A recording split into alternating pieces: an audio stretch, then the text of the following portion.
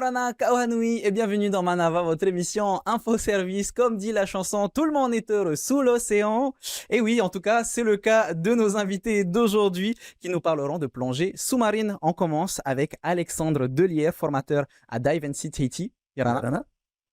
Yann Payou, plongeur professionnel et responsable administratif à Pacific Ocean Scuba Service. Yorana.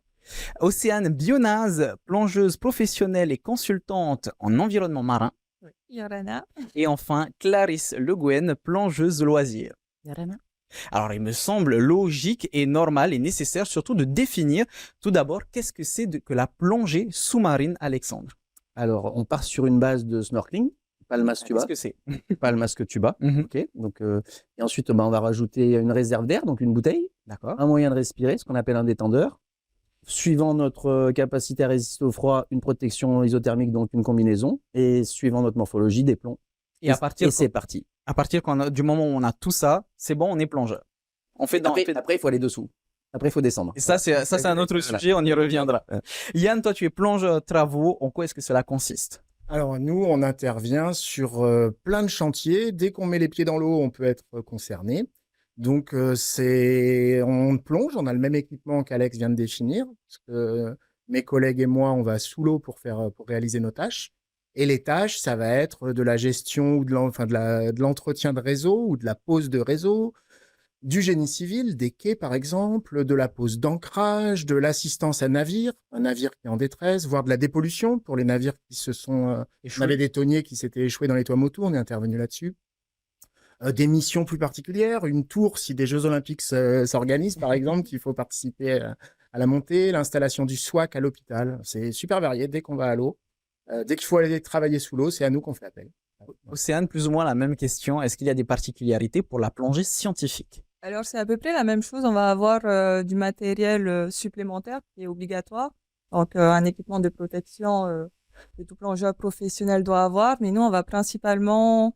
moi, je fais principalement de la plongée scientifique. Donc, je vais travailler plus avec des associations ou encore des organismes de recherche ou d'autres administrations. Et donc, nous, l'objectif, c'est plutôt d'étudier ce qu'il y a sous l'eau, donc la faune et la flore. Et pour ça, on peut être amené aussi à pouvoir poser des sondes, par exemple, des capteurs, pour pouvoir étudier tous les paramètres environnementaux. On y reviendra un peu plus en détail. On va terminer tout d'abord notre tour de table avec Clarisse. Qu'est-ce qui t'a attiré vers la plongée sous-marine et comment tu as commencé? Alors moi, j'ai commencé, j'avais une dizaine d'années, donc très jeune. Et la curiosité, aller voir ce qu'il y a en dessous, aller voir les épaves, les petits poissons, les gros poissons, la faune, la flore. Voilà, découvrir tout ça qui est absolument inaccessible si on plonge pas. Alexandre, à partir de quand, justement, est-ce qu'on peut commencer à plonger? Alors, on va dire officiellement à partir de 8 ans. Mais ça nous arrive sur des enfants qui savent nager, qui ont déjà utilisé pas le masque tuba, où on sent que c'est la volonté de l'enfant, pas la volonté des parents, de faire un peu plus tôt. Moi, j'aime mes enfants et j'ai des jumeaux, je leur ai fait le baptême à 5 ans. C'était pas pour m'en débarrasser, donc on peut faire du baptême assez tôt, quoi. D'accord. Donc, le jeune âge n'est pas forcément un frein, alors? En fait, c'est surtout une question de compétence. Hein, voilà. C'est si tu as ton enfant qui sait faire du palmas tuba, qui est à l'aise avec ça, qui sait nager et qui demande à faire un baptême de plongée, on peut s'adapter. C'est-à-dire qu'on n'ira vraiment pas profond. Il y a toutes des méthodes pédagogiques qui permettent en fait d'habituer progressivement l'enfant. Et on n'ira pas profond. Il va voir plein de poissons. Il va s'éclater. Et à l'inverse, si je suis une personne d'âge mûr, d'âge très mûr, est-ce que je peux quand même faire de la plongée ou est-ce très mûr? Oui, très mûr. Non, alors, ouais, c'est possible, mais il faut un certificat médical. D'accord. Et comme au niveau des charges, par exemple, les bouteilles peuvent être relativement lourdes, juste le moniteur ou la monitrice va t'aider dans certaines démarches pour t'aider pour alléger un petit peu la charge des poids, quoi. D'accord. Tu nous parles de certificat médical. Si je dis une bêtise, je suis myope ou j'ai un problème de vue, est-ce que je peux quand même plonger ou est-ce que c'est tout de suite un peu plus complexe? C'est le médecin qui va décider. Mais pareil, il y a des dispositifs correctifs au niveau des masques. Donc, si t'es myope, c'est pas un souci. D'accord. Donc, il y a un équipement spécial en fonction en tout cas pour le problème de vue. Oui, carrément. On va parler justement des équipements avec Yann. On l'a dit un petit peu tout à l'heure avec Océane, mais je suppose que pour toi, ça va être la même chose. Tu as le matériel classique de plongée, mais tu as un peu plus, c'est-à-dire? Alors, on va emmener sous l'eau, en plus de notre équipement de plongeur, le matériel qui répond au chantier, le matériel qui répond aux besoins. Des appareils de soudure, une disqueuse. La soudure sous l'eau? Soudure sous-marine, ouais, on est capable de faire ça. On fait de l'oxydécoupe, fait du feu sous l'eau, c'est-à-dire que tu as une étincelle et une arrivée d'oxygène. On est capable de découper une canalisation à Tahapuna, par exemple. Oxydécoupe, on fait visseuse, donc plein de moyens hydrauliques qui te permettent de travailler sous l'eau. Donc tu envoies les outils, tu emmènes avec toi les outils qui vont te permettre de faire ton boulot, quoi. Alors, Si je prends l'exemple de la visseuse, excuse-moi, ouais. enfin, moi, en tout cas, les visseuses que je connais, c'est électrique. Est-ce que là, ça va être la même chose? C'est en ça que j'ai dit hydraulique. On est relié au bateau. D'accord, on a une centrale hydraulique sur le bateau qui va envoyer de l'huile via des flexibles hydrauliques dans l'appareil. Et c'est la pression, c'est cette arrivée d'huile qui est active, qui donne l'énergie nécessaire à la perceuse, à la visseuse, à la disqueuse et à tous ces outils pour pouvoir fonctionner. Océane, la même question finalement pour toi. Est-ce que tu as aussi des disqueuses, des visseuses? Alors j'ai moins de choses. Moi, je travaille principalement avec une perceuse, mais c'est pas une perceuse hydraulique, donc on n'a pas le tuyau qui ramène directement à la surface. On peut le tenir à la main, c'est tout.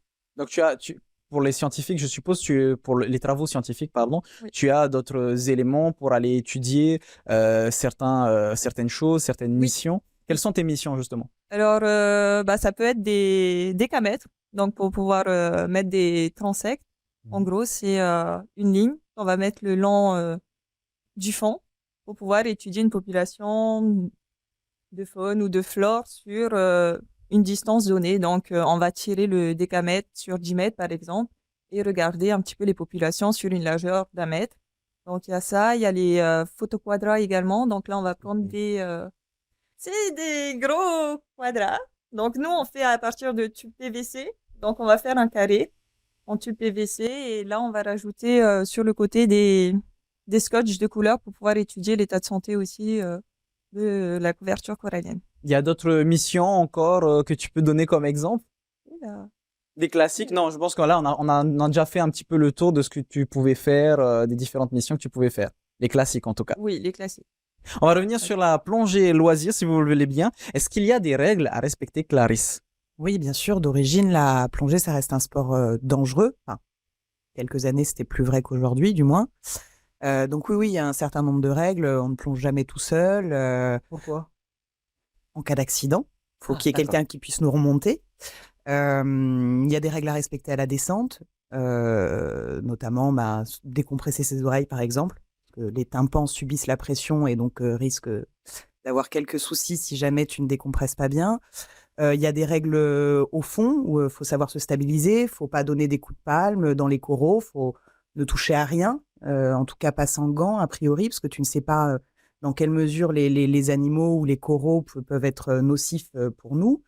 Et puis, il y a des règles à la remontée, évidemment, puisque si on remonte trop vite, on risque ce qu'on appelle un accident de décompression. Et donc, on a ici, notamment à l'hôpital, des caissons hyperbares pour ceux qui, malheureusement, parce que parfois, on a beau respecter toutes les règles, un accident est vite arrivé. Et donc, il y a besoin de matériel à l'hôpital pour permettre de remettre à un niveau de pression normal le corps de celui qui n'aura pas respecté les paliers de décompression. C'est ça. On va en parler justement avec Alexandre. C'est quoi ces paliers de décompression? Est-ce que tu peux nous expliquer rapidement pour qu'on comprenne? On va faire de manière sommaire. En fait, c'est tout simplement quand on plonge, on va accumuler un gaz qui s'appelle l'azote. Et en fait, ce gaz, on le supporte une certaine quantité, mais lorsqu'on va remonter, ce gaz peut devenir un peu trop gros et va bloquer, va provoquer des problèmes dans notre organisme. Et en fait, le fait de faire un palier, c'est-à-dire de rester un certain temps pas très profond, va permettre d'évacuer une partie de cet azote et ensuite de pouvoir remonter en surface en toute sécurité. Alors, je reviens vite fait aussi sur ce que Clarisse disait sur la plongée à deux. À deux, ça signifie quoi? Ça signifie quelqu'un qui est sur le bateau et l'autre qui plonge? Non, ouais, on fonctionne binôme, par 3, par 4, même par 5, ça dépend. Et non, on reste ensemble et comme, en fait, c'est un peu les mêmes règles de sécurité qu'en apnée. Hein. Quand tu es en apnée, tu surveilles l'un l'autre. Ben là, on est tous ensemble sous l'eau et on se surveille mutuellement. Et c'est notamment le rôle du moniteur. Pour faire de la plongée à titre de loisir ou professionnel, est-ce qu'il faut obligatoirement faire un baptême de plongée? Oui, tout commence par un baptême de plongée.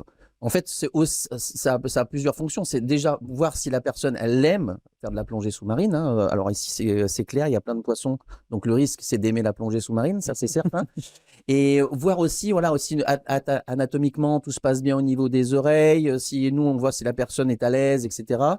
Et en fonction de ça, on va lui proposer d'aller un peu plus loin, notamment de passer une formation niveau 1, notamment, qui permet d'aller un peu plus profond, encadré par un moniteur. Alors tout à l'heure, on en a déjà parlé un petit peu vis-à-vis des problèmes de vue, mais est-ce qu'il y a des problèmes médicaux, des problèmes de santé qui empêchent de plonger? Oui, alors par exemple, si tu as un problème cardiaque, si tu fais de l'hypertension, en fait, il y a tout, si tu es enceinte, il y a toute une liste de contre-indications à la plongée, plus ou moins définitive, qui va être en fait définie par ton médecin. C'est ce qu'on disait tout à l'heure, il faut faire un certificat médical d'aptitude. Pas pour le baptême, parce qu'en fait, ça va être ici dans la réglementation, il y a un questionnaire médical.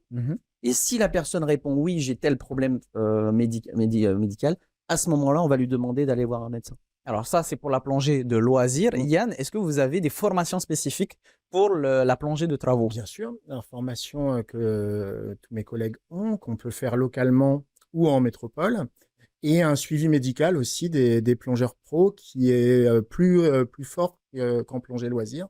On voit un médecin de la médecine du travail tous les ans, voire tous les 6 mois pour les plongeurs qui ont passé le grand âge de 40 ans. Donc on est très bien suivi avec cardio, prise de sang, etc. Et des formations, bien sûr. Donc tu as toutes des différents niveaux, des formations valables certains diplômes valables uniquement en Polynésie, et puis d'autres reconnus internationalement.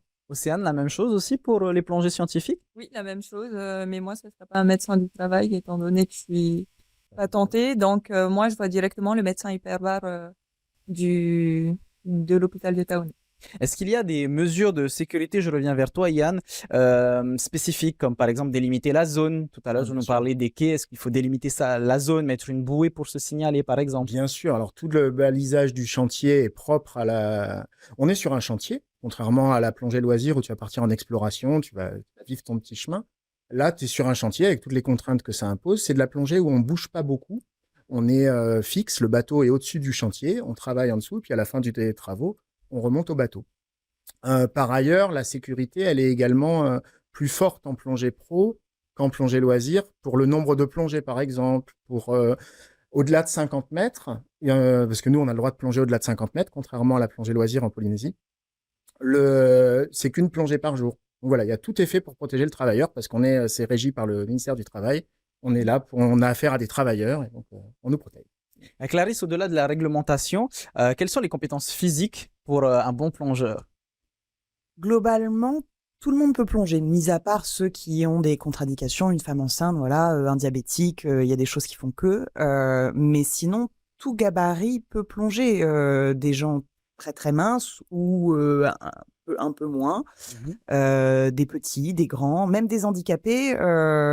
J'ai fréquenté des clubs de plongée dans lesquels on pouvait faire plonger des handicapés. Il suffit d'avoir l'équipement nécessaire, donc c'est un sport qui est accessible à peu près tout le monde. Donc on n'est pas obligé d'être un super sportif pas du tout pour plonger. C'est sûr que ça aide. Alors il y a des compétences qu'il faut avoir pour pouvoir profiter de sa plongée. Il faut savoir garder son calme. C'est un environnement dans lequel il y a une certaine quiétude et le plongeur doit, en tout cas s'il veut profiter de sa plongée, être tout aussi calme. Sinon il va beaucoup trop consommer, il va s'épuiser, il va se fatiguer. Mais en termes de conditions physiques, non, tout le monde peut le faire. Clarisse vient d'en parler, le sang-froid. Alexandre, est-ce que tu formes justement les plongeurs, les futurs plongeurs, à garder leur sang-froid en toutes circonstances? Oui, alors on travaille surtout sur 2 axes, tu as raison. Donc tout ce qui est plaisir, parce que si on se fait plaisir, on ne va pas avoir besoin de gérer son sang-froid. Et après, on travaille sur différents scénarios, c'est-à-dire si je suis en panne d'air, qu'est-ce que je fais? Si j'ai de l'eau dans mon masque, qu'est-ce que je fais, etc. Donc à chaque scénario, on trouve des solutions pour entre guillemets gérer ça. Océane, la même question quand tu es scientifique. Tout à l'heure, tu nous parlais de mesurer certaines choses, etc. Alors, je prends l'exemple de ceux qui travaillent en hauteur. La seule chose qui peut leur arriver, c'est d'avoir un pigeon qui vient, qui les embête. Alors que sous l'eau, il peut y avoir des requins, des murènes. Comment est-ce que tu fais pour garder ton sang-froid, toi? À vrai dire, je pense qu'on a été vraiment bien formés par rapport à ça durant la formation de plongeur professionnel. Et on a vécu pas mal de situations vraiment stressantes. Comme par exemple? Je sais pas si j'ai le droit de dire. Mais D'accord. par exemple, j'ai eu un collègue pendant la formation qui m'avait fait une panne d'air et on n'avait pas fini notre chantier, donc j'ai dû lui donner mon air alors qu'on était à la fin du chantier, qu'il me restait pas énormément d'air non plus, et du coup je l'ai remonté au bateau pour finir nos paliers. D'accord, tout doucement. Tout En doucement. respectant la sécurité. Et Yann, c'est la priorité, la sécurité avant tout, avant le chantier. Complètement. Si la sécurité impose de mettre fin à un chantier. Alors, sécurité en plongée ou la mer qui peut parfois nous empêcher de travailler. On est la sécurité des travailleurs avant tout. Tu parlais des animaux. Les animaux, nous, on les voit peu. En fait, les requins en particulier, c'est des poissons. Tous les poissons, ils ont peur du bruit que nous, on fait sous l'eau. Alors, le plongeur loisir, lui, il essaye d'être très discret parce qu'on aime bien voir ces animaux. Mais nous, en travaux sous-marins, on les voit peu. On fait beaucoup trop de bruit sous l'eau. Et puis, en plus, on est concentré sur notre tâche. Donc, quand bien même ils passent, on les voit pas. Et en tout cas, on risque absolument rien. Alexandre, comment est-ce qu'on réagit si je reviens sur les animaux? Comment est-ce qu'on réagit quand on voit un animal qui peut paraître dangereux? Parce qu'on parle toujours de ça peut être dangereux. Tu as raison de le préciser. En fait, honnêtement, il n'y a aucun animal qui est dangereux en Polynésie. Alors, il y a des murènes. C'est sûr que si tu vas lui mettre sa main dans sa maison, elle n'est pas contente, la murène. Les requins, il faut casser cette image qu'on peut avoir d'eux. Nous, on n'a jamais de souci avec les requins.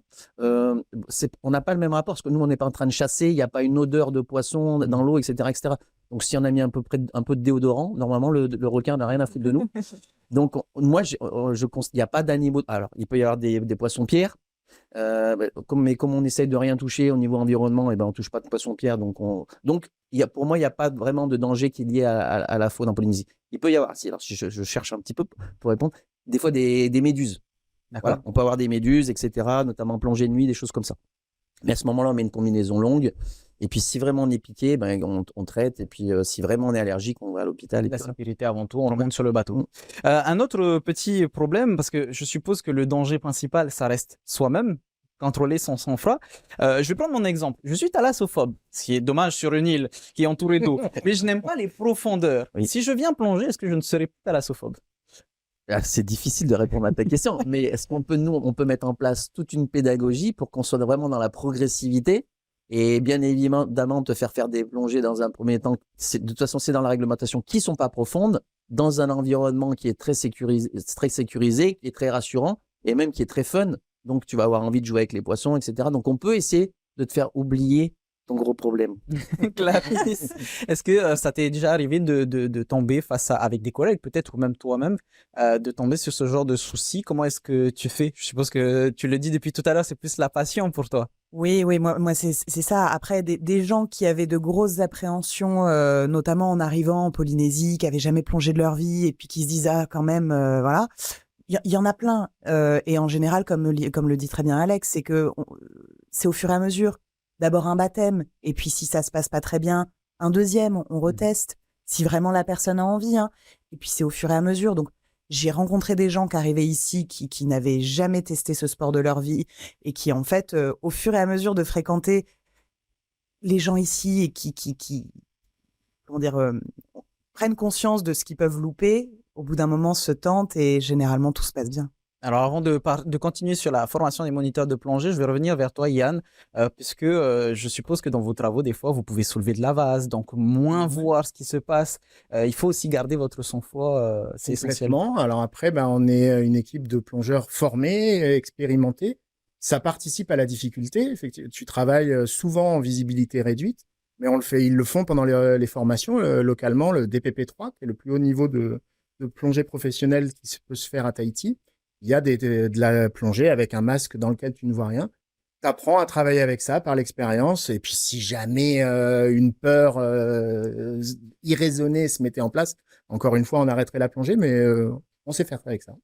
On va parler justement des formations, Alexandre. Comment est-ce que tu aides ces personnes déjà à être bien formées face à tout type de situation, garder son sang-froid et surtout vis-à-vis des situations. Tout à l'heure, Océane nous parlait de ce manque d'air. Comment est-ce que tu formes les gens?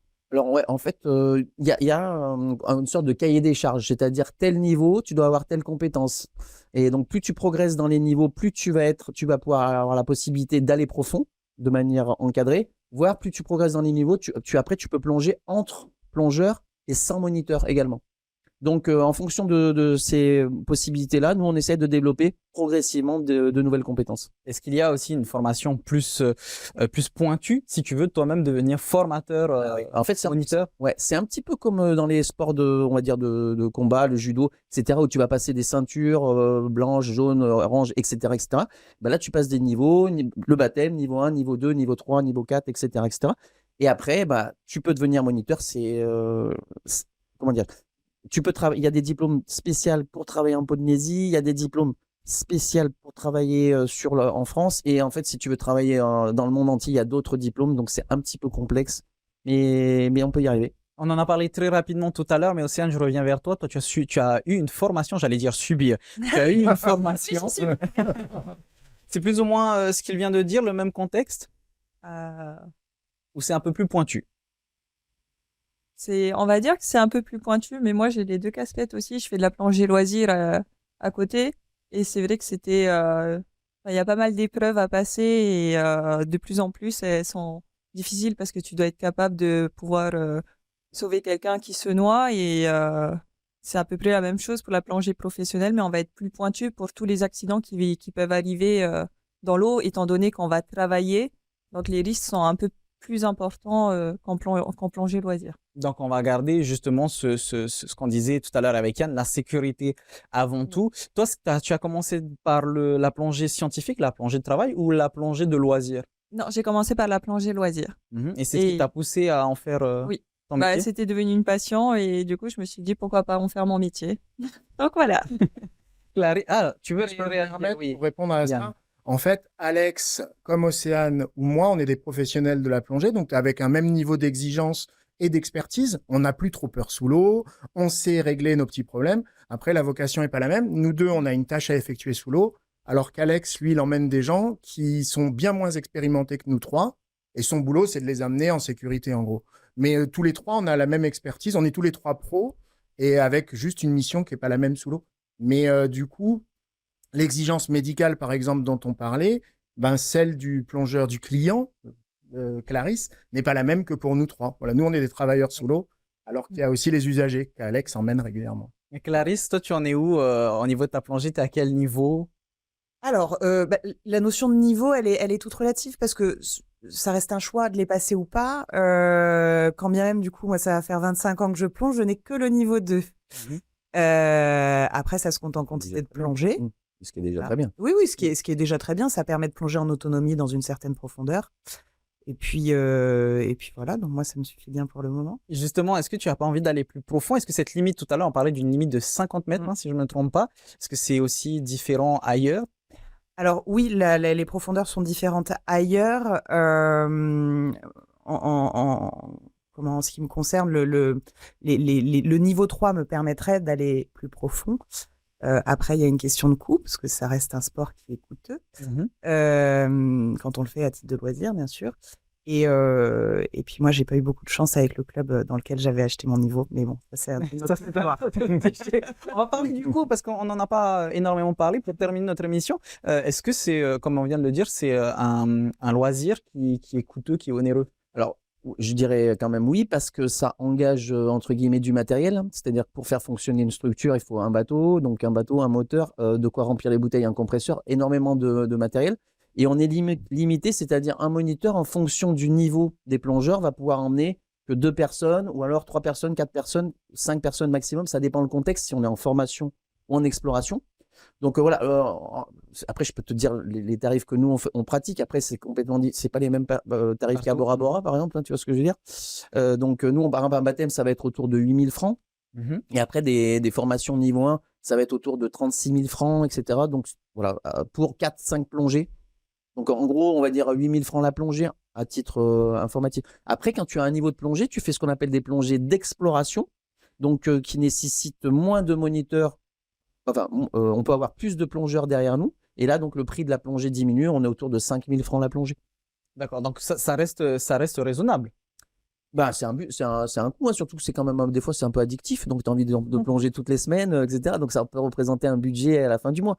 Mais voilà, ça peut se justifier quand même par les investissements et les coûts de fonctionnement qui sont quand même assez importants. Parlons du plaisir alors avec Océane. Est-ce que tu pourrais inciter des personnes qui, comme moi, ont un petit peu peur de l'eau, un peu peur des profondeurs? Comment est-ce que tu pourrais les inciter à faire de la plongée?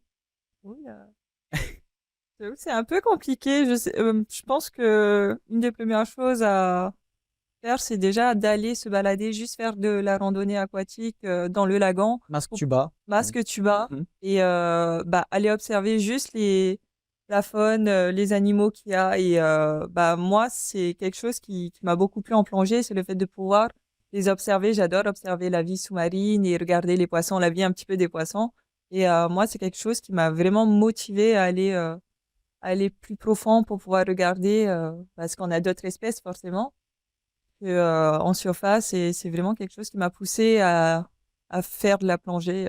Peut-être que cette émission va créer des vocations. Est-ce que la Polynésie a besoin de plus de plongeurs de recherche, de scientifiques? Pour moi, oui. Il y en a pas énormément. Enfin, j'en connais pas beaucoup qui eux, sont scientifiques et qui aussi font de la plongée professionnelle. Donc, oui. Et plongeurs travaux, pareil. Ah, bah on a toujours du boulot, il y a plein de chantiers, il y a plein de raisons d'aller sous l'eau. Si je peux me permettre de répondre à la question que tu avais posée à Océane avec un autre point de vue, moi je suis passionné de plongée aussi. D'accord. J'ai aussi travaillé comme Alex en plongée loisir. Avant, ça a été une passion avant d'être un métier, puis un deuxième métier. Le plaisir d'être dans l'eau, la 3D, on l'a pas. Enfin, moi, il y a que en plongée que j'ai ça. Je pense que la chute libre en parachute te l'amène aussi, mais c'est pas pour moi, ça va trop vite. Nous, en plongée, on est dans l'eau, moi, être dans l'eau, c'est un besoin que j'ai, quoi. Si le boulot m'y amenait pas, au bout de 15 jours, faut que j'aille me prendre ma dose de 3D et de respiration dans un détendeur. Donc, ça, c'est une petite parenthèse. Et sinon, oui, il y a toujours besoin de travailleurs sous-marins. On a du boulot. Ben voilà, j'espère que ça vous donnera peut-être l'envie de passer votre baptême, de lutter contre la thalassophobie comme moi, par exemple. Et merci à toutes et à tous d'avoir répondu à mes questions. Plaisir. C'est déjà la fin de notre émission. On se retrouve, non pas demain, mais lundi pour une nouvelle émission à 17h15 comme d'habitude sur TNTV. Cette émission est disponible en replay. Maururu ito tatou farerer a. Bonne soirée. Parhiana.